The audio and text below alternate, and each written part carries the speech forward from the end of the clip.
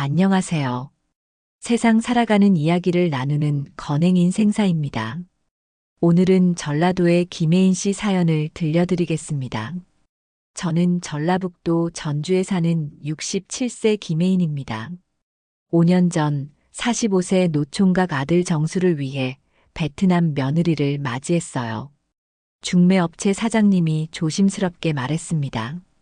어머님, 솔직히 말씀드릴게요. 이 아가씨는 베트남에 아들이 하나 있습니다. 저는 사진 속 샤인을 보며 천천히 고개를 끄덕였습니다. 괜찮아요. 그 아이로 할게요. 중매업체 사장님이 깜짝 놀라며 되물었죠. 정말 괜찮으세요? 지금까지 12집이나 거절했는데요. 저는 샤인의 사진을 한참 바라보다가 조용히 대답했어요. 아니요. 이 아이가 좋아요. 이 아이로 결정할게요. 사장님은 이해할 수 없다는 표정이었습니다. 하지만 저만 알고 있었어요. 왜 이 아이를 며느리로 선택해야 하는지를요. 사실 저도 45년 전에 미혼모였거든요. 지금 제 남편 김희철, 그러니까 정수의 법적인 아버지이지만 친아버지는 아닙니다. 정수의 친아버지는 따로 있었어요. 강현철이라는 남자였죠. 그 남자가 저를 임신시키고 떠난 뒤 저는 혼자서 정수를 낳았습니다. 22살이었어요. 1980년대 초반 미혼모라는 건 세상의 손가락질을 받는 일이었죠. 가족들은 저를 집에서 쫓아냈고 친구들은 고개를 돌렸습니다. 저는 배가 불러오는 몸으로 서울의 한쪽 방에서 혼자 살았어요. 출산 예정일이 다가올 때쯤 돈이 한 푼도 없었습니다. 병원은 꿈도 못 꾸고 쪽방 화장실에서 혼자 아이를 낳았어요. 그렇게 태어난 아이가 정수였습니다. 아이의 울음소리를 들으면서 저는 다짐했어요. 이 아이만큼은 행복하게 키우자. 무슨 일이 있어도. 하지만 현실은 녹록지 않았습니다. 아이를 업고 식당 설거지, 청소, 심부름, 무슨 일이든 했어요. 사람들은 미혼모라는 걸 알면 더러운 눈으로 쳐다봤죠. 애 아빠는 어디 갔어? 혼자 애 낳고 키우는 여자는 뭔가 문제가 있는 거야. 그런 말들을 수없이 들으며 살았습니다. 정수가 5살이 되던 해 겨울이었어요. 저는 시장 좌판에서 채소를 팔고 있었습니다. 눈이 펑펑 내리는 날이었죠. 정수는 제 등 뒤에서 담요를 뒤집어 쓰고 떨고 있었어요. 그때 한 남자가 다가왔습니다. 아주머니, 배추 한 포기 주세요. 고개를 들어보니 30대 초반쯤 돼 보이는 남자였어요. 깔끔한 옷차림에 따뜻해 보이는 인상이었습니다. 1,000원입니다. 배추를 건네주는데 그 남자가 제 등에 엎인 정수를 보더니 말했어요. 아이가 많이 춥겠네요. 이거라도 드세요. 붕어빵 한 봉지를 건네주었습니다. 저는 얼떨결에 받았죠. 감사합니다. 그 남자는 김희철이었습니다. 그날 이후로 희철 씨는 일주일에 한 번씩 제 좌판에 왔어요. 채소를 사가면서 정수에게 과자나 빵을 사다 줬죠. 석 달쯤 지났을까요? 희철 씨가 조심스럽게 말을 꺼냈습니다. 아주머니, 실례지만 혹시 혼자 사세요? 저는 긴장했어요. 왜요? 아니, 그냥 궁금해서요. 아이 아버지는 안 계세요? 순간 가슴이 철렁 내려앉았습니다. 이제 이 사람도 떠나겠구나 싶었죠. 하지만 거짓말할 수는 없었어요. 네. 혼자 키우고 있어요. 희철 씨는 잠시 말이 없었습니다. 그러더니 천천히 입을 열었어요. 저와 결혼하시겠어요? 저는 귀를 의심했습니다. 네. 지금 뭐라고 하신 거예요? 결혼하자는 겁니다. 저랑 아주머니랑 그리고 정수랑 셋이서요. 김희철이라는 남자는 전주에서 작은 인쇄소를 운영하고 있었어요. 부모님은 일찍 돌아가셨고 혼자 살고 있었죠. 결혼 정년기는 훨씬 지났지만 인연을 못 만났다고 했습니다. 왜 저 같은 사람한테 그런 제안을 하세요? 저는 이해할 수가 없었어요. 희철 씨는 담담하게 말했습니다. 저는 아이를 좋아합니다. 하지만 결혼을 늦게 하다 보니 이제 제 아이를 갖기엔 늦었어요. 정수를 보면 제 아들 같아요. 그리고 아주머니는 정말 훌륭한 어머니예요. 혼자 아이 키우면서 이렇게 열심히 사는 사람을 본 적이 없어요. 저는 눈물이 났습니다. 평생 손가락질만 받던 제게 이런 말을 해주는 사람이 있다니요. 하지만 저는 미혼모예요. 정수는 제가 혼자 낳은 아이고요. 희철 씨는 고개를 끄덕였어요. 알고 있습니다. 하지만 그게 뭐 어떻습니까? 중요한 건 지금이고 앞으로잖아요. 정수를 제 아들로 호적에 올리겠습니다. 진짜 아버지가 되고 싶어요. 저는 한참을 울었습니다. 그리고 일주일 뒤 희철 씨와 결혼했어요. 정수가 6살 되던 해봄이었습니다. 희철 씨는 정말 훌륭한 아버지였어요. 정수를 친아들처럼, 아니 친아들보다 더 잘 키웠죠. 밤마다 책을 읽어주고 주말마다 놀이터에 데려갔어요. 학교 운동회 때는 누구보다 열심히 응원했습니다. 정수는 희철 씨를 진짜 아빠로 알고 자랐어요. 저희는 정수에게 진실을 말하지 않았습니다. 그냥 평범한 가족으로 살았죠. 인쇄소 일도 잘 되어서 형편이 나아졌어요. 정수는 공부도 잘하고 착하게 자랐습니다. 하지만 제 마음 한구석엔 늘 죄책감이 있었어요. 희철 씨에게 미안한 마음이요. 정수의 친아버지인 강현철에 대해서는 한 번도 말한 적이 없었거든요. 희철 씨도 묻지 않았지만요. 어느 날 밤 희철 씨가 조용히 말했습니다. 혜인 씨, 과거는 잊어요. 우리 앞만 보고 살아요. 저는 그제야 조금 마음이 편해졌습니다. 세월이 흘러 정수는 25이 되었어요. 대학도 졸업하고 작은 회사에 취직했죠. 연애도 몇 번 했지만 결혼까지는 이어지지 않았습니다.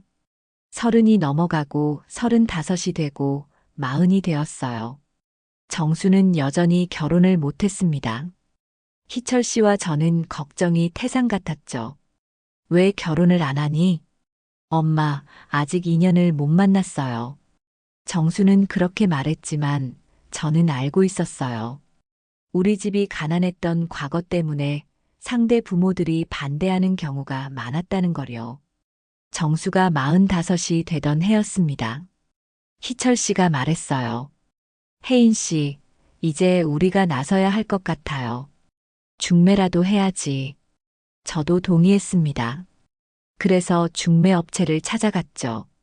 중매업체에서 여러 사람을 소개받았어요. 하지만 번번이 거절당했습니다. 나이가 너무 많아요. 조건이 안 맞아요. 다른 분 소개해 주세요. 10번도 넘게 거절당했어요. 정수는 점점 자신감을 잃어갔죠. 엄마, 아빠, 저는 이제 결혼 못할 것 같아요. 혼자 살게요. 희철 씨와 저는 가슴이 찢어지는 것 같았습니다. 그러던 어느 날 중매업체 사장님이 전화를 했어요. 어머님, 한 분 더 소개해 드릴게요. 베트남 분인데요. 베트남이요? 네, 28세 아가씨예요. 사진 보내드릴게요. 사진을 받아봤습니다. 단정한 인상의 여자였어요. 이름은 샤인이었죠. 조건이 어떻게 되나요? 저는 조심스럽게 물었습니다. 사장님이 잠시 망설이더니 말했어요. 어머님, 솔직히 말씀드릴게요. 이 아가씨는 베트남에 아들이 하나 있습니다. 네, 아들이요? 네. 10살 된 아들이 베트남에 있어요. 외할머니가 키우고 계시고요. 저는 가슴이 철렁했습니다. 미혼모라는 말씀이시죠? 네, 맞습니다. 그래서 지금까지 12집이나 거절했어요. 하지만 아가씨는 정말 착하고 성실해요. 한국에 와서 일도 열심히 하고 싶어 하고요. 저는 한참 동안 샤인의 사진을 바라봤습니다. 사진 속 샤인의 눈빛이 제 눈에 들어왔어요. 그 눈빛은 제가 너무나 잘 아는 눈빛이었습니다. 45년 전 저의 눈빛과 똑같았거든요. 두려움, 죄책감, 그리움, 그리고 간절함이 섞인 눈빛이었죠. 저는 천천히 입을 열었습니다. 괜찮아요. 그 아이로 할게요. 네. 정말이세요? 사장님이 깜짝 놀랐어요. 네. 이 아이로 결정할게요. 어머님, 정말 괜찮으세요? 아드님께는 말씀하셨어요? 아들한테는 제가 말할게요. 그 아이로 진행해 주세요. 전화를 끊고 저는 한참을 앉아 있었습니다. 희철 씨가 물었어요. 무슨 일이야? 여보, 며느리 후보 한 명 나왔어요. 정말? 어떤 사람인데? 저는 천천히 말했습니다. 베트남 여자예요. 28살이고요. 베트남? 그것도 괜찮지. 요즘 국제 결혼 많이 하잖아. 그런데요, 여보. 저는 잠시 망설였습니다. 그 여자한테 베트남에 아들이 있대요. 10살 된 아들이요. 희철 씨의 표정이 굳어졌어요. 미혼모라는 말이야? 네. 희철 씨는 한참을 말이 없었습니다. 그러더니 조용히 물었죠. 당신은 그 여자를 며느리로 받아들일 수 있어? 저는 고개를 끄덕였습니다. 네. 받아들일 수 있어요. 왜? 당신도 45년 전에 저를 받아들여줬잖아요. 희철 씨는 제 눈을 바라보다가 천천히 고개를 끄덕였어요. 알았어. 당신이 그렇게 생각한다면 나도 찬성이야. 하지만 정수한테는 어떻게 말할 거야? 제가 말할게요. 저는 정수를 불렀습니다. 정수야, 엄마가 할 말이 있어. 뭔데요, 엄마? 며느리 후보가 나왔어. 정수의 눈이 커졌어요. 정말요? 어떤 분인데요? 베트남 여자야. 28살이고 착하고 성실하대. 베트남이요? 괜찮아요. 요즘 국제 결혼 많이 하잖아요. 저는 심호흡을 했습니다. 그런데 정수야, 그 여자한테 베트남에 아들이 있어. 10살 된 아들이. 정수의 얼굴이 굳어졌어요. 네, 아들이요? 그래, 미혼모야. 정수는 한참을 말이 없었습니다. 엄마, 그건 좀 그런데요. 왜? 미혼모랑 결혼하면 주변 사람들이 뭐라고 하겠어요. 그리고 그 아들은 어떻게 하고요? 저는 조용히 말했습니다. 정수야, 엄마가 하나만 물어볼게. 네, 엄마. 너는 엄마가 미혼모였다는 거 알고 있니? 정수가 깜짝 놀라며 물었어요. 네. 그게 무슨 말씀이세요? 저는 더 이상 숨길 수 없었습니다. 정수가 45이 되도록 말하지 못했던 진실을요. 정수야, 사실 엄마는 미혼모였어. 네. 무슨 말씀이세요? 정수는 이해할 수 없다는 표정이었습니다. 엄마는 22살 때 너를 혼자 낳았어. 너의 친아버지는 따로 있어. 친아버지요? 그럼 아빠는요? 정수가 희철 씨를 바라봤어요. 희철 씨는 조용히 고개를 끄덕였습니다. 정수야, 나는 너의 법적인 아버지지만 친아버지는 아니야. 내가 6살 때 엄마와 결혼했어. 그때부터 너를 내 아들로 키웠지. 그럼 제 친아버지는 누구예요? 저는 천천히 말했습니다. 강현철이라는 사람이야. 45년 전에 엄마의 임신을 알고 떠났어. 그 사람이 누군지, 어디 사는지, 살아있는지도 몰라. 정수는 한참을 말이 없었습니다. 얼굴이 창백해졌죠. 그럼 제가 평생 아빠라고 부른 사람이 친아버지가 아니었다는 거예요? 희철 씨가 정수의 어깨에 손을 얹었어요. 정수야, 혈연은 아니지만 나는 너를 진짜 아들로 생각해왔어. 지금도 그렇고 앞으로도 그럴 거야. 정수는 고개를 숙였습니다. 눈물이 뚝뚝 떨어졌어요. 아빠, 저도 아빠를 진짜 아버지로 생각해요. 혈연이 아니어도 아빠는 제 진짜 아버지예요. 두 사람은 껴안고 울었습니다. 저도 함께 울었죠. 한참 후에 정수가 고개를 들며 물었어요. 엄마, 그래서 그 베트남 여자를 며느리로 받아들이시겠다는 거예요? 그래. 왜요? 저는 천천히 대답했습니다. 엄마도 45년 전에 미혼모였어. 세상에 손가락질을 받으며 혼자 너를 키웠지. 그때 희철 아빠가 나타나서 우리를 받아들여줬어. 그게 아니었으면 우리는 어떻게 됐을지 몰라. 그래서 엄마는 알아. 미혼모가 얼마나 힘든지를요. 그 여자도 지금 너처럼 45년 전 엄마 같은 상황일 거야. 정수는 한참을 생각하더니 천천히 고개를 끄덕였어요. 알겠어요, 엄마. 한번 만나볼게요. 정말? 네. 엄마가 그렇게까지 말씀하시는데 안 만나볼 수가 없죠. 저는 정수를 꽉 안았습니다. 고마워, 정수야. 일주일 후 정수와 샤인이 만났어요. 중매업체 사무실에서였죠. 샤인은 정말 단정하고 조용한 여자였습니다. 한국말은 서툴렀지만 열심히 말하려고 애쓰는 게 보였어요. 안녕하세요. 저는 샤인이에요. 안녕하세요. 저는 김정수입니다. 두 사람은 어색하게 인사를 나눴죠. 중매업체 사장님이 자리를 비워주었습니다. 정수가 조심스럽게 물었어요. 샤인 씨, 베트남에 아들이 있다고 들었어요. 샤인의 얼굴이 창백해졌습니다. 고개를 숙이며 작은 목소리로 말했어요. 네. 10살 아들 있어요. 미안해요. 정수는 천천히 말했습니다. 괜찮아요. 제 어머니도 미혼모였어요. 샤인이 놀라서 고개를 들었어요. 정말이에요? 네. 그래서 어머니께서 샤인 씨를 며느리로 받아들이고 싶어 하세요. 샤인의 눈에 눈물이 고였습니다. 감사해요. 정말 감사해요.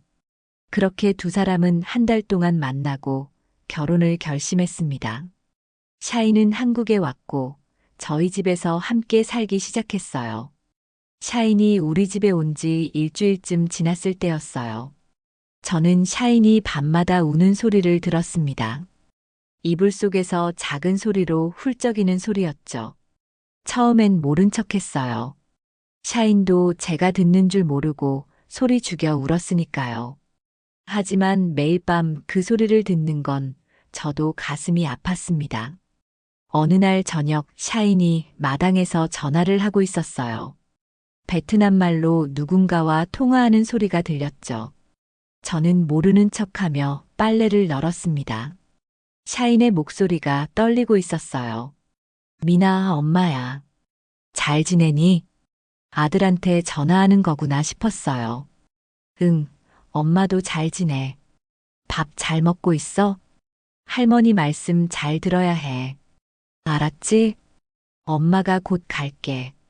조금만 기다려. 샤인의 목소리가 점점 떨렸습니다. 그러더니 전화를 끊고 주저앉아 울기 시작했어요. 저는 더 이상 참을 수 없어서 다가갔습니다. 샤인아. 샤인이 깜짝 놀라 눈물을 닦았어요. 어머니, 아니에요. 괜찮아요. 괜찮지 않아 보이는데. 미니한테 전화한 거지. 샤인이 놀라서 저를 바라봤습니다. 어머니가 어떻게 알아요? 미니 이름은 중매업체에서 들었어. 샤인이 아들 이름이라고. 샤인은 고개를 숙였어요. 미안해요, 어머니. 제가 나쁜 여자예요. 왜 나쁜 여자야? 저는 아들 버리고 한국 왔어요. 나쁜 엄마예요. 샤인은 다시 울기 시작했습니다. 저는 샤인의 옆에 앉았어요. 샤인아, 너는 나쁜 엄마가 아니야. 어머니도 45년 전에 같은 마음이었어. 정수를 키우면서 매일 밤 울었지. 미안하고 힘들고 그리웠어. 샤인이 고개를 들며 물었어요. 어머니도 그랬어요? 그래. 그래서 내 마음을 너무 잘 알아. 혼자 아이 키우는 게 얼마나 힘든지, 얼마나 외로운지, 그리고 그 아이를 두고 떠나야 하는 게 얼마나 가슴 아픈지도 알아. 샤이는 제 손을 잡았습니다. 어머니, 감사해요. 이해해줘서요. 하지만 저는 매일 밤 미니 생각해요. 미니가 저를 원망할까봐 무서워요. 엄마가 나를 버렸다고 생각할까봐요. 저는 샤인의 손을 꽉 잡았어요. 미니는 너를 원망하지 않을 거야. 엄마가 자기를 위해서 한국에 왔다는 걸 알거든. 언젠가는 이해할 날이 올 거야.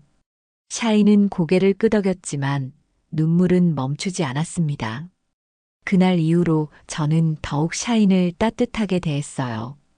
샤인은 정말 성실한 며느리였습니다. 농사일도 마다하지 않고 열심히 도왔죠.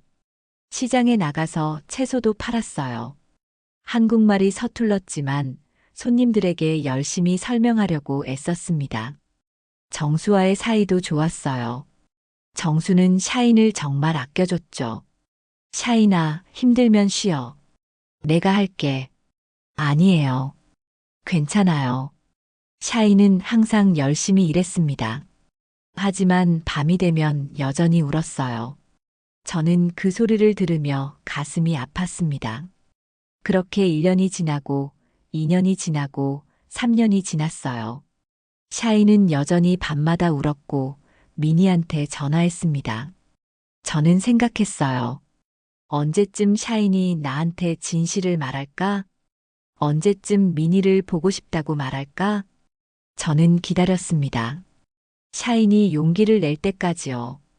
5년이 지났어요. 샤인은 여전히 말하지 못했습니다. 저는 알고 있었지만 모르는 척했죠. 샤인이 스스로 말할 때까지 기다리기로 했으니까요. 그러던 어느 가을날이었습니다. 샤인이 조심스럽게 제게 다가왔어요. 어머니, 말씀 하나만 드려도 돼요? 그래, 뭔데? 샤인은 한참을 망설이다가 입을 열었습니다. 어머니, 저 이번에 베트남 가도 돼요? 베트남? 네. 미니 보고 싶어요. 5년 만에 보고 싶어요. 저는 속으로 생각했어요. 드디어구나. 드디어 샤인이 용기를 냈구나. 하지만 겉으로는 평범하게 대답했습니다. 그래, 가.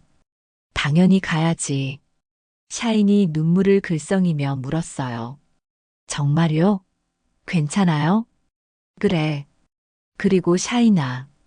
네, 어머니. 나도 같이 가면 안 될까? 샤인이 깜짝 놀랐습니다. 네. 어머니도 같이요? 그래. 나도 미니 보고 싶어. 내 손주잖아. 샤인은 그 자리에서 울음을 터뜨렸어요. 어머니, 감사해요. 정말 감사해요. 저는 샤인을 꽉 안았습니다. 고마워할 건 없어. 당연한 일이야. 드디어 샤인이 용기를 냈습니다. 5년 만에 아들 미니를 보러 가기로 한 거죠. 하지만 샤인은 아직 몰랐어요. 제가 처음부터 모든 걸 알고 있었다는 사실을요. 그리고 저도 45년 전 미혼모였다는 비밀을요. 베트남으로 가는 비행기 안에서 저는 생각했습니다. 이제 모든 걸 말할 때가 됐구나. 샤인에게도, 미니에게도, 그리고 나 자신에게도. 과연 베트남에서 어떤 일이 벌어질까요? 베트남행 비행기는 4시간이 걸렸습니다.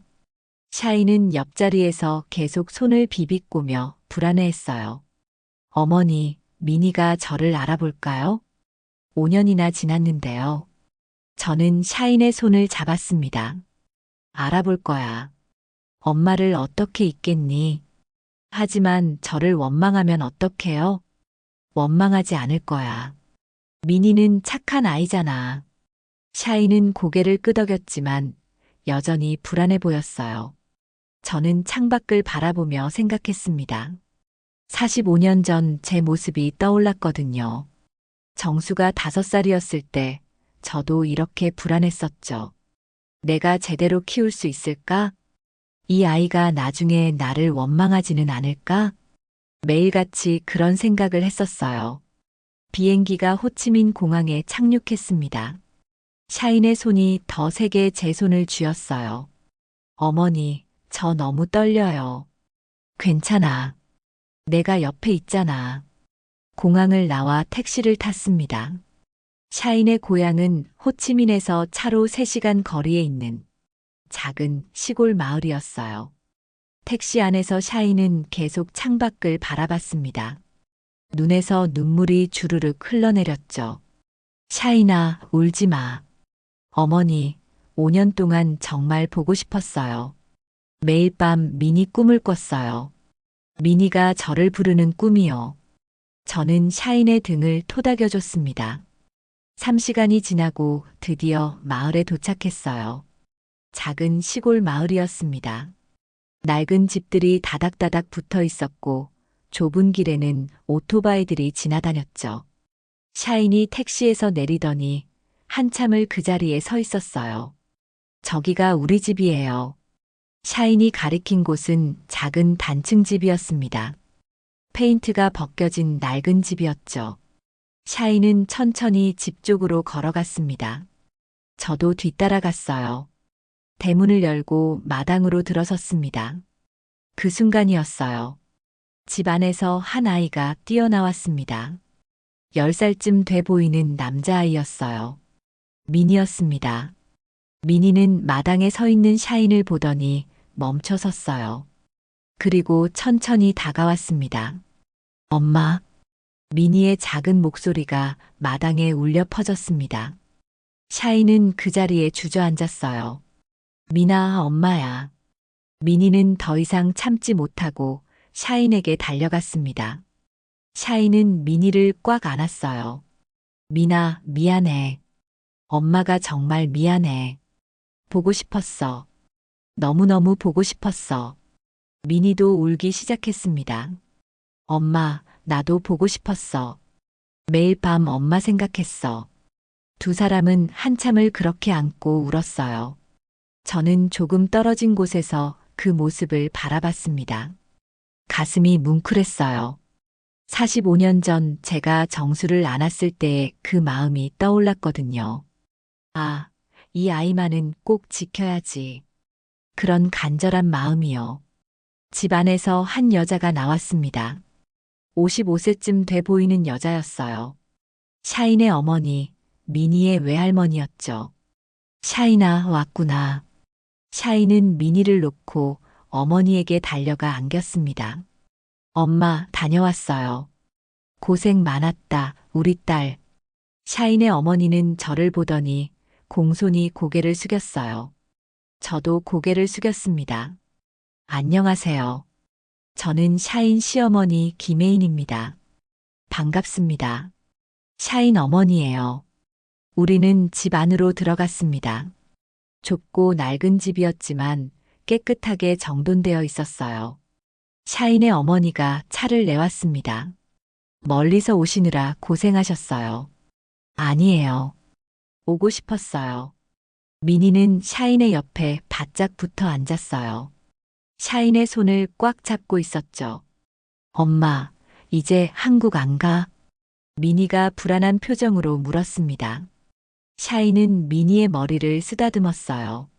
미나, 엄마는 한국에 가야 해. 왜? 나랑 같이 있으면 안 돼? 엄마가 한국에서 열심히 돈 벌어서 미니 데려갈게. 한국에 가면 미니도 좋은 학교 다닐 수 있어. 미니는 고개를 끄덕였지만 눈물이 글썽였어요.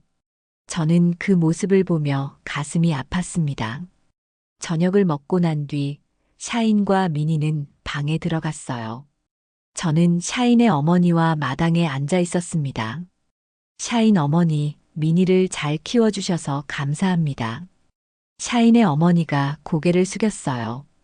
제가 할 일을 한 거예요. 샤인이가 한국에 가야 한다고 했을 때 가슴이 찢어지는 것 같았어요. 하지만 말릴 수가 없었죠. 여기서는 돈을 벌 수가 없으니까요. 저는 고개를 끄덕였습니다.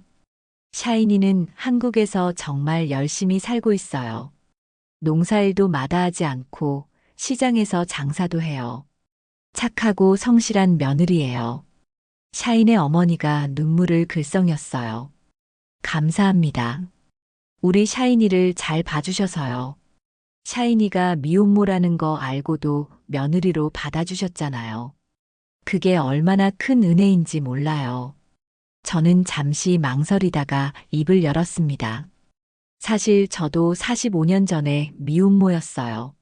샤인의 어머니가 놀라서 저를 바라봤어요. 정말이에요? 네. 22살 때 아들을 혼자 낳아서 키웠죠. 그래서 샤이니의 마음을 너무 잘 알아요. 혼자 아이 키우는 게 얼마나 힘든지, 얼마나 외로운지요. 샤인의 어머니는 제 손을 잡았습니다. 혜인 씨, 고맙습니다. 샤이니를 이해해 주셔서요. 저희는 한참을 손을 잡고 있었어요. 같은 아픔을 가진 두 어머니로서요. 그때 방에서 샤인이 나왔습니다. 미니는 잠들었나 봐요. 샤인은 저희에게 다가오더니 무릎을 꿇었습니다. 어머니, 저 할 말이 있어요. 그래, 말해봐. 샤인은 한참을 망설이다가 떨리는 목소리로 말했어요. 어머니, 사실 저는 5년 동안 거짓말을 했어요. 무슨 거짓말? 제가 미니를 한국에 데려가고 싶다고 했잖아요. 그래. 하지만 저는 어머니께 말을 못했어요. 미니가 베트남에 있다는 걸요. 저는 샤인을 조용히 바라봤습니다. 어머니, 저를 용서해 주세요. 저는 나쁜 며느리예요. 5년 동안 비밀을 숨기고 살았어요. 샤인은 고개를 숙이고 울기 시작했습니다. 저는 천천히 입을 열었어요. 샤인아, 고개 들어봐. 샤인이 조심스럽게 고개를 들었습니다. 샤인아, 사실 나도 할 말이 있어. 네. 저는 심호흡을 했습니다. 이제 말할 때가 된 거죠. 나도 너한테 비밀을 숨기고 있었어. 샤인이 눈을 크게 떴어요. 어머니가요? 그래. 사실 나는 처음부터 알고 있었어. 네. 뭘 알고 계셨어요? 미니가 베트남에 있다는 거. 내가 미혼모라는 거. 모두 다 알고 있었어. 샤이는 충격을 받은 표정이었습니다. 어머니가 처음부터 알고 계셨어요? 그래. 중매업체에서 다 들었어. 내가 10살 아들이 베트남에 있다는 것도요. 샤이는 말을 잇지 못했어요. 그런데 왜 모르는 척 하신 거예요? 저는 샤인의 손을 잡았습니다. 내가 스스로 말할 때까지 기다리고 싶었어. 내가 용기를 낼 때까지요. 5년이 걸렸지만 기다릴 만했어. 샤이는 눈물을 주르륵 흘렸어요. 어머니, 죄송해요. 정말 죄송해요. 미안해할 거 없어. 너는 잘못한 게 없어. 저는 샤인과 샤인의 어머니를 앞에 앉혀놓고 천천히 말하기 시작했습니다. 이제는 말할 때가 됐으니까요. 45년 동안 가슴속에 묻어뒀던 이야기를요. 내가 22살이었을 때의 이야기야. 저는 눈을 감고 그때를 떠올렸습니다. 1980년 봄이었어요. 저는 전주의 한 작은 공장에서 일하고 있었습니다. 봉제 공장이었죠. 하루 12시간씩 재봉틀 앞에 앉아 옷을 만들었어요. 월급은 적었지만 부모님을 도와드리려고 열심히 일했습니다. 그러던 어느 날 공장 앞에 한 남자가 나타났어요. 25살의 강현철이었습니다. 현철은 공장 사장님의 조카였어요. 서울에서 대학을 다니다가 휴학을 하고 전주에 내려온 거였죠. 잘생긴 외모에 말도 잘하고 옷도 멋있게 입고 다녔어요. 공장 여자애들은 모두 현철을 좋아했습니다. 하지만 현철은 저만 바라봤어요. 혜인 씨, 퇴근하고 커피 한 잔 할래요? 혜인 씨, 이번 주말에 영화 보러 갈래요? 혜인 씨, 당신이 좋아요. 저는 처음에 거절했어요. 저는 공장 여공이고 오빠는 대학생이잖아요. 어울리지 않아요. 하지만 현철은 포기하지 않았습니다. 매일같이 공장 앞에서 기다렸고 저를 집까지 바래다 줬어요. 결국 저는 마음을 열었습니다. 현철은 정말 다정했거든요. 혜인아, 나는 학벌 같은 거 신경 안 써. 내가 좋은 거야. 나랑 결혼해 줄래? 저는 행복했어요. 이렇게 멋진 남자가 저를 사랑해 준다는 게 믿기지 않았죠. 6개월쯤 사귀었을 때였어요. 현철이 말했습니다. 혜인아, 우리 곧 결혼하자. 서울로 올라가서 같이 살아. 내가 대학 졸업하면 좋은 직장 구할게. 저는 너무 기뻤어요. 정말, 정말 나랑 결혼해 줄 거야? 그럼, 당연하지. 그리고 그날 밤 우리는 선을 넘었습니다. 현철은 약속했어요. 혜인아, 걱정하지 마. 내가 책임질게. 곧 결혼할 거잖아. 저는 현철을 믿었습니다. 하지만 한 달 후 저는 임신 사실을 알게 되었어요. 병원에서 임신 판정을 받았을 때 머릿속이 하얘졌습니다. 어떡하지? 공장에서 나와 현철에게 전화를 걸었어요. 오빠, 나 임신했어. 전화 너머로 잠시 침묵이 흘렀습니다. 오빠, 혜인아, 미안해. 왜? 무슨 말이야? 나 결혼 못할 것 같아. 가슴이 철렁 내려앉았어요. 무슨 소리야? 오빠가 책임진다고 했잖아. 미안해. 우리 부모님이 반대하셔. 내가 서울로 돌아가야 해. 혜인아, 정말 미안해. 전화가 끊어졌습니다. 저는 그 자리에서 주저앉았어요. 다음 날 현철이 사라졌습니다. 공장 사장님한테 물어봤지만 아무도 몰랐어요. 현철이는 서울로 올라갔어.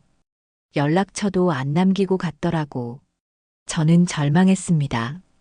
혼자 아이를 낳아야 한다는 현실이 너무 무거웠어요. 저는 샤인을 바라보며 계속 말했습니다. 부모님께 말씀드렸어.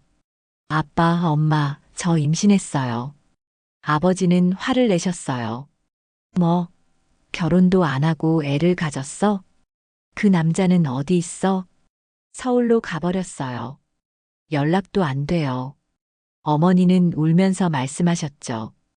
혜인아, 어떡하니? 어떡해. 동네 사람들이 뭐라고 하겠어. 우리 집안 망신이야. 아버지가 차갑게 말씀하셨습니다. 당장 집에서 나가. 그런 일 있고도 이 집에 있을 생각이야? 나가. 당장 나가란 말이야. 저는 집에서 쫓겨났습니다. 22살, 임신 3개월, 갈 곳도 없는 몸으로요. 저는 서울로 올라갔어요. 현철을 찾으려고요. 하지만 서울은 너무 넓었고 현철은 찾을 수 없었습니다. 저는 서울의 한쪽 방에서 혼자 살기 시작했어요. 낮에는 식당에서 설거지를 하고 밤에는 공장에서 야간 일을 했습니다. 배가 점점 불러왔어요. 7개월이 되었을 때 더 이상 일을 할 수 없었습니다. 돈도 다 떨어졌죠. 병원은 꿈도 못 꾸고 쪽방 화장실에서 혼자 아이를 낳았어요. 진통이 시작되었을 때 얼마나 무서웠는지 몰라요. 이러다 죽는 건 아닐까? 아이가 무사히 나올까? 혼자서 끙끙거리며 아이를 낳았습니다. 아이의 울음소리가 들렸을 때 저도 울었어요. 미안해. 엄마가 미안해. 이렇게 태어나게 해서. 그렇게 태어난 아이가 정수였습니다. 정수를 업고 다니며 일을 찾았어요. 하지만 아이를 데리고 있으면 아무도 고용해주지 않았습니다. 애 엄마는 안 받아요. 애 울면 일 못하잖아요. 저는 거리에서 좌판을 벌였어요. 채소를 팔았습니다.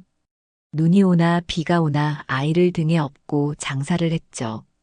사람들은 손가락질했어요. 저 여자 남편도 없이 애 낳았대. 어휴, 부끄러운 줄도 모르나 봐. 애 아빠는 어디 갔대? 그런 말들을 들으며 살았습니다. 정수가 5살이 되던 해 겨울, 저는 전주로 돌아왔어요. 더 이상 서울에서는 살 수 없었거든요. 전주 시장에서 채소 장사를 시작했습니다. 그리고 그곳에서 희철 씨를 만났죠. 희철 씨는 저를 받아들여줬어요. 아무 조건 없이요. 혜인 씨, 과거는 중요하지 않아요. 중요한 건 지금이고 앞으로예요. 저랑 결혼해 주세요. 정수를 제 아들로 키우고 싶어요. 희철 씨와 결혼한 뒤 제 인생이 바뀌었습니다. 정수는 따뜻한 가정에서 자랄 수 있었어요. 희철 씨는 정말 훌륭한 아버지였죠. 정수는 희철 씨를 친아버지로 알고 자랐습니다. 40년이 지난 지금까지도 희철 씨는 정수를 친아들처럼 아껴요. 저는 샤인을 바라보며 말했습니다. 샤인아, 그래서 나는 내 마음을 너무 잘 알아. 혼자 아이 키우는 게 얼마나 힘든지, 세상의 손가락질이 얼마나 아픈지, 그리고 그 아이를 두고 떠나야 하는 게 얼마나 가슴 아픈지도 알아. 샤인은 눈물을 주르륵 흘리며 제 손을 잡았어요. 어머니, 감사해요. 정말 감사해요. 그때 방문이 열리며 미니가 나왔습니다. 잠에서 깬 모양이에요. 엄마. 미니는 우는 샤인을 보더니 다가왔어요. 엄마, 왜 울어? 샤인은 미니를 안았습니다. 아니야. 엄마는 괜찮아. 미니는 저를 바라봤어요. 할머니는 누구세요? 샤인이 미니에게 말했습니다. 미나, 이분이 한국 할머니야. 엄마 시어머니시고 너의 할머니셔. 미니는 조심스럽게 제게 다가왔어요. 안녕하세요, 할머니. 저는 미니를 꽉 안았습니다. 미나, 반가워. 할머니가 너를 얼마나 보고 싶었는지 몰라. 미니도 저를 안았어요. 그 순간 뭔가가 제 가슴 속에서 터지는 것 같았습니다. 45년 전 정수를 안았을 때의 그 마음이요. 이 아이를 지켜야겠다. 이 아이만큼은 행복하게 해줘야겠다. 그런 간절한 마음이요. 저는 미니를 놓고 샤인을 바라봤어요. 샤인아, 미니를 한국으로 데려가자. 샤인이 눈을 크게 떴습니다. 네, 정말요? 그래. 미니는 내 아들이고 내 손주야. 당연히 우리 집에서 같이 살아야지. 하지만 정수 오빠는 뭐라고 할까요? 아빠는 뭐라고 하실까요? 저는 웃으며 말했어요. 정수도 희철 아빠도 찬성할 거야. 우리는 가족이니까. 샤이는 그 자리에서 무릎을 꿇었습니다. 어머니, 감사해요. 정말 정말 감사해요. 평생 은혜 잊지 않을게요. 저는 샤인을 일으켜 세웠어요. 고마워할 건 없어. 당연한 일이야. 가족은 서로 돕는 거잖아. 미니가 물었습니다. 엄마, 나 정말 한국 가도 돼? 그래, 미나. 할머니랑 엄마랑 아빠랑 다 같이 살 거야. 미니는 기뻐서 뛰어올랐어요. 와, 나 한국 간다. 샤인의 어머니도 눈물을 흘리며 말했습니다. 혜인 씨, 정말 감사합니다. 미니를 잘 부탁드려요. 걱정 마세요. 제 손주니까요. 저희는 그날 밤 늦게까지 이야기를 나눴어요. 과거의 아픔, 현재의 행복, 그리고 미래의 희망에 대해서요. 드디어 모든 비밀이 밝혀졌습니다. 혜인은 45년 전 미혼모였고 샤인과 같은 아픔을 겪었죠. 그래서 처음부터 샤인을 며느리로 선택한 거였어요. 이제 미니를 한국으로 데려가기로 했습니다. 하지만 아직 한 가지 남은 이야기가 있습니다. 45년 동안 혜인의 마음속에 묻혀있던 강현철에 대한 이야기요. 그리고 미니가 한국에 가서 겪게 될 새로운 가족과의 만남이요. 과연 정수와 희철은 미니를 어떻게 받아들일까요? 그리고 강현철은 지금 어디서 무엇을 하고 있을까요? 일주일 후 저희는 베트남에서 한국으로 돌아왔습니다. 샤인과 미니, 그리고 저 세 사람이 함께요. 민희는 처음 타는 비행기에 신기해하며 창밖을 내다봤어요. 할머니, 구름이 이렇게 가까이 있어요. 그래, 민아. 신기하지? 인천공항에 도착했을 때 정수와 희철 씨가 마중 나와 있었습니다. 정수는 민희를 보더니 잠시 멈춰 섰어요. 희철 씨도 놀란 표정이었죠. 저는 민희의 손을 잡고 천천히 다가갔습니다. 정수야, 희철 아빠 소개할게. 이 아이가 민희야. 샤인의 아들이고 우리 손주야. 정수는 한참을 민희를 바라보다가 무릎을 굽혔어요. 민아, 안녕. 나는 내 아빠야. 민희는 조금 긴장한 표정으로 샤인을 쳐다봤습니다. 샤인이 민희에게 베트남 말로 뭔가 말하자 민희가 고개를 끄덕였어요. 안녕하세요, 아빠. 서툰 한국말이었지만 정수의 얼굴에 미소가 번졌습니다. 잘 왔어, 민아. 희철 씨도 민희에게 다가왔어요. 민아, 나는 할아버지야. 반가워. 할아버지. 민희가 수줍게 대답했습니다. 우리는 차를 타고 전주로 향했어요. 차 안에서 민희는 창밖을 신기한 듯이 바라봤습니다. 엄마, 여기가 한국이야? 그래, 민아. 이제 여기가 우리 집이야. 전주 집에 도착했을 때는 저녁 무렵이었어요. 민희는 낯선 집을 둘러보며 조심스럽게 걸어 다녔습니다. 민아, 여기가 내 방이야. 샤인이 작은 방을 가리켰어요. 방 안에는 새 침대와 책상, 그리고 장난감이 놓여 있었습니다. 정수가 일주일 전에 준비해 놓은 거였죠. 와, 이게 다 내 거예요? 민희의 눈이 반짝였습니다. 그래, 다 내 거야. 정수가 민희의 머리를 쓰다듬었어요. 저녁 식사 시간이었습니다.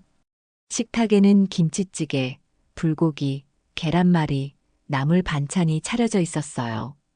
민희는 처음 보는 음식들을 신기하게 쳐다봤습니다. 민아, 이건 김치찌개야. 한국 음식이야. 샤인이 민희에게 설명해 줬어요. 민희는 조심스럽게 김치찌개를 한 숟가락 먹었습니다. 매워요. 민희가 혀를 내밀었어요. 모두가 웃었습니다. 민아, 물 마셔. 처음엔 다 매워. 희철 씨가 물을 건네주었습니다. 그렇게 저희는 첫 저녁을 함께 보냈어요. 어색하지만 따뜻한 시간이었습니다. 밤이 되자 민희는 샤인과 같은 방에서 잤어요. 샤인이 민희를 재우고 나오자 정수가 물었습니다. 엄마, 민희 학교는 어떻게 해요? 내일 교육청에 가서 알아봐야지. 전학 수속하고 한국어 교육도 받아야 할 거야. 희철 씨가 말했어요. 시간이 좀 걸리겠네요. 그래도 괜찮아. 천천히 적응하면 돼. 저는 샤인을 바라봤습니다. 샤인아, 너는 괜찮니? 네, 어머니. 정말 감사해요. 민희를 데려올 수 있게 해주셔서요. 샤인의 눈에 눈물이 맺혔어요. 고마워할 거 없어. 당연한 일이야. 그날 밤 저는 잠이 오지 않았습니다. 45년 전 제가 정수를 낳았을 때가 떠올랐거든요. 그때는 혼자였지만 지금은 가족이 있었어요. 샤인과 민희를 지켜줄 가족이요. 해시태그 12단계 민희의 적응과 가족의 변화 5분. 한 달이 지났습니다. 민희는 전주의 한 초등학교 4학년에 전학을 갔어요. 처음에는 한국어가 서툴러서 힘들어했습니다. 할머니, 학교 가기 싫어요. 왜? 무슨 일 있니? 친구들이 저를 이상하게 봐요. 베트남에서 왔다고 놀려요. 민희의 눈에 눈물이 고였어요. 저는 민희를 안아주었습니다. 민아, 처음엔 다 그래. 조금만 참으면 괜찮아질 거야. 정말요? 그럼. 할머니 아들 정수도 처음엔 힘들었어. 하지만 지금은 친구도 많고 행복하게 살잖아. 민희는 고개를 끄덕였어요. 정수는 민희를 위해 매일 학교까지 데려다 줬습니다. 민아, 오늘도 학교 잘 다녀와. 네, 아빠. 민희는 처음엔 정수를 아저씨라고 불렀어요. 하지만 한 달이 지나자 자연스럽게 아빠라고 부르기 시작했습니다. 어느 날 민희가 학교에서 울면서 돌아왔어요. 미나, 왜 우니? 샤인이 놀라서 물었습니다. 엄마, 애들이 저한테 이상한 말 했어요. 무슨 말? 저한테 엄마가 두 명이라고 놀렸어요. 한국 엄마, 베트남 엄마가 있다고요. 샤인의 얼굴이 창백해졌어요. 정수가 민희를 안으며 말했습니다. 미나, 그 애들이 잘못한 거야. 엄마는 한 명이야. 샤인이 내 엄마야. 그런데 아빠는요? 민희가 물었습니다. 베트남 아빠는 어디 갔어요? 정수는 잠시 말이 없었습니다. 그러다가 천천히 입을 열었어요. 미나, 사실 아빠도 어렸을 때 친아버지가 없었어. 네. 아빠의 친아버지는 아빠가 태어나기 전에 떠났어. 그래서 아빠도 어렸을 때 힘들었어. 하지만 희철 할아버지가 아빠의 아버지가 되어주셨어. 지금 아빠가 행복한 건 희철 할아버지 덕분이야. 민희는 정수를 올려다봤어요. 그럼 아빠도 저처럼이에요? 그래. 아빠도 너처럼 새로운 아버지를 만난 거야. 그래서 아빠는 내 마음을 잘 알아. 민희는 정수를 꽉 안았습니다. 아빠, 고마워요. 고마워할 거 없어. 우리는 가족이니까. 그날 이후로 민희는 더 이상 슬픈 표정을 짓지 않았어요. 학교에서도 점점 친구들이 생기기 시작했습니다. 한국어도 빠르게 늘었죠. 석 달이 지나자 민희는 한국 아이들과 똑같이 말하고 놀았어요. 어느 날 저녁 민희가 말했습니다. 할머니, 저 숙제 도와주세요. 무슨 숙제니? 가족 소개하는 거예요. 민희는 큰 종이를 펼쳤어요. 종이 위에 가족 그림을 그리고 있었습니다. 할아버지, 할머니, 아빠, 엄마, 그리고 민희요.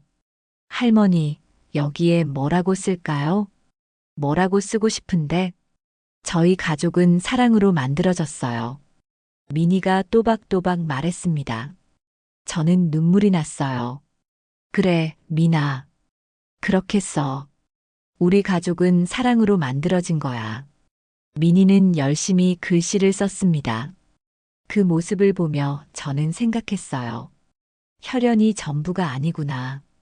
진짜 가족은 사랑으로 만들어지는 거구나. 6개월이 지났습니다. 민희는 완전히 한국 생활에 적응했어요. 학교에서 친구도 많이 사귀고 한국어도 유창해졌습니다. 샤인도 이제 한국 생활이 익숙해져서 시장에서 작은 가게를 운영하고 있었어요. 정수와 희철 씨는 민희를 진짜 아들처럼, 손자처럼 아꼈습니다. 모든 게 평화로웠죠. 어느 가을날이었어요. 저는 전주 한옥마을을 혼자 산책하고 있었습니다. 단풍이 예쁘게 물든 날이었죠. 그때 한 남자가 벤치에 앉아 있는 걸 봤어요. 70대쯤 돼 보이는 남자였습니다. 뒷모습이 묘하게 익숙했어요. 남자가 고개를 돌렸습니다. 순간 저는 숨이 멎는 것 같았어요. 강현철이었습니다. 45년 만에 보는 강현철이었죠. 나이가 들어 주름이 많아졌지만 그 눈빛은 여전했어요. 현철도 저를 알아봤습니다. 혜인, 현철. 우리는 한참을 그렇게 서로를 바라봤어요. 현철이 천천히 일어나 저에게 다가왔습니다. 혜인이 맞니? 김혜인? 네, 저예요. 세상에 이렇게 만나다니. 현철은 믿을 수 없다는 표정이었습니다. 저는 복잡한 심정이었어요. 45년 전에는 이 사람이 원망스러웠죠. 하지만 지금은 그저 낯선 느낌이었습니다. 여기서 뭐 하세요? 이 근처 요양원에 있어. 요양원이요? 응. 건강이 안 좋아서 혼자 살 수가 없더라고. 현철은 쓸쓸하게 웃었어요. 혜인이는 어떻게 지냈어? 결혼은 했어? 네, 했어요. 자식은? 아들이 하나 있어요. 현철의 얼굴이 굳어졌습니다. 혹시 그때 그 아이? 네. 살아있어? 당연하죠. 지금 45살이에요. 현철은 잠시 말이 없었습니다. 혜인아, 미안해. 45년 전 일 말이야. 정말 미안해. 저는 조용히 대답했습니다.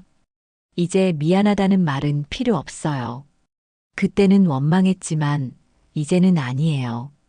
오히려 감사해요. 감사하다고? 현철이 놀라서 물었어요. 네. 현철 씨가 떠난 덕분에 저는 좋은 사람을 만났어요. 제 아들을 친아들처럼 키워준 훌륭한 남편을요. 만약 현철 씨와 결혼했다면 지금처럼 행복하지 못했을 거예요.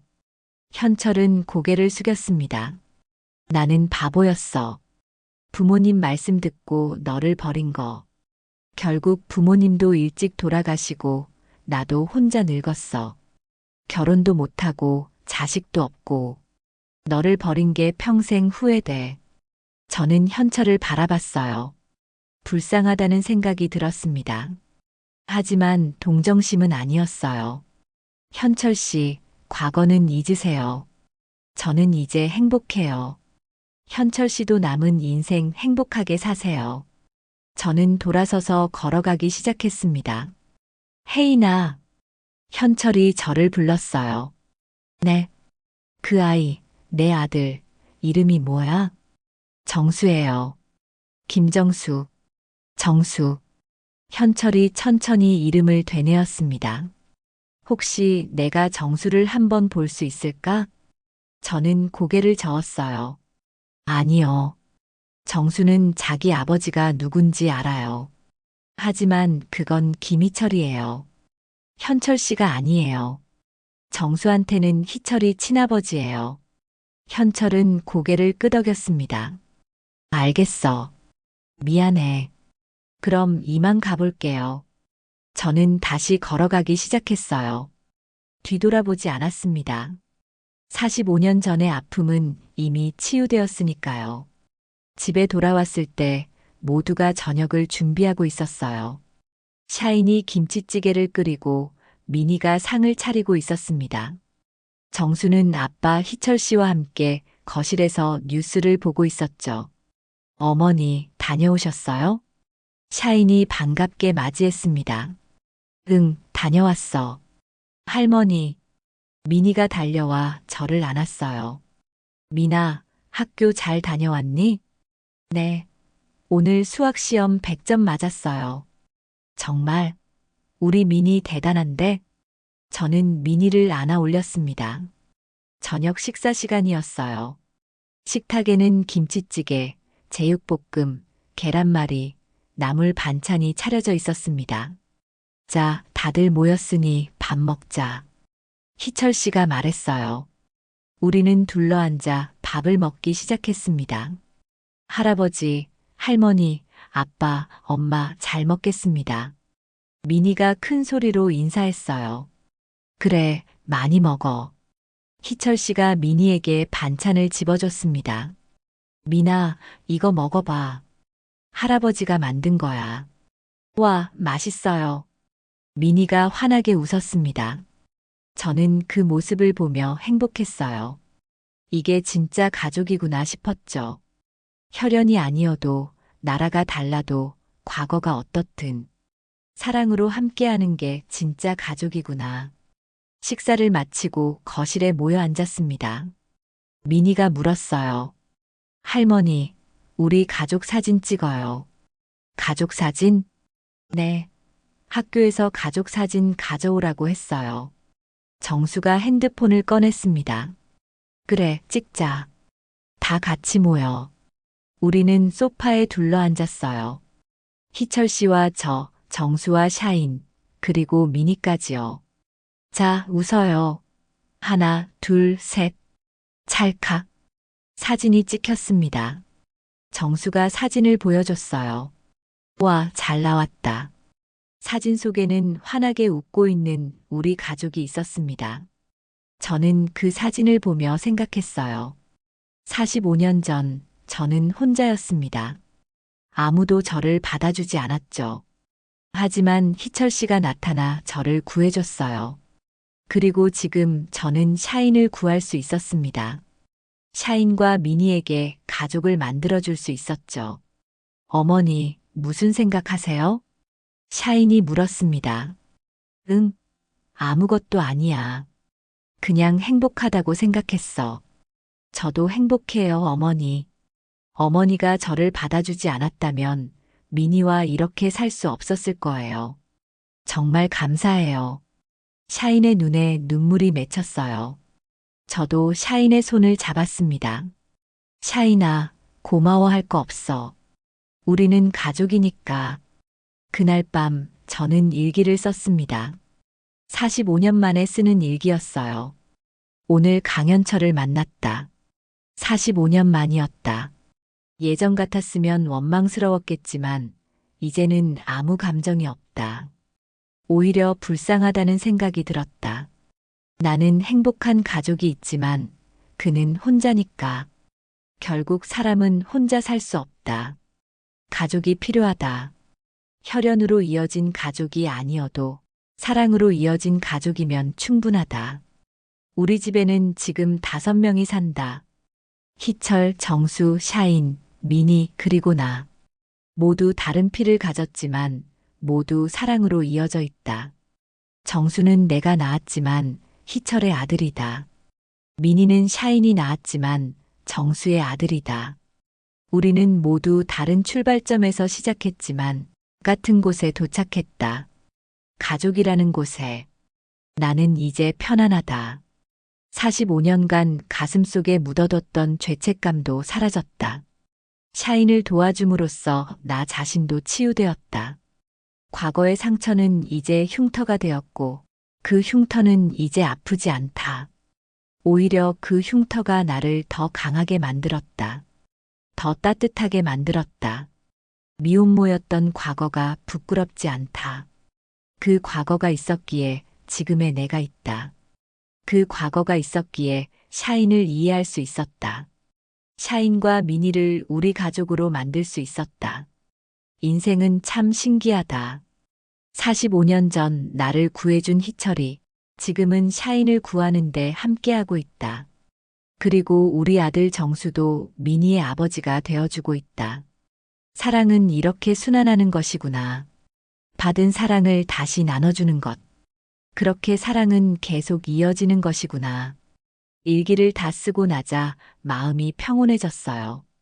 저는 창문을 열고 밤하늘을 올려다봤습니다. 별이 반짝이고 있었어요. 엄마, 아빠, 저 잘 살고 있어요. 45년 전에는 죄송했어요.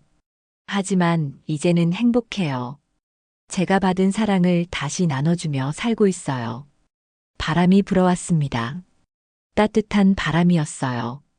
저는 창문을 닫고 침대에 누웠습니다. 옆방에서 미니가 샤인에게 책을 읽어달라고 하는 소리가 들렸어요. 엄마, 이 책 읽어줘. 그래, 미나. 엄마가 읽어줄게. 샤인의 부드러운 목소리가 들렸습니다. 저는 미소를 지으며 눈을 감았어요. 45년의 여정이 이제 끝났습니다.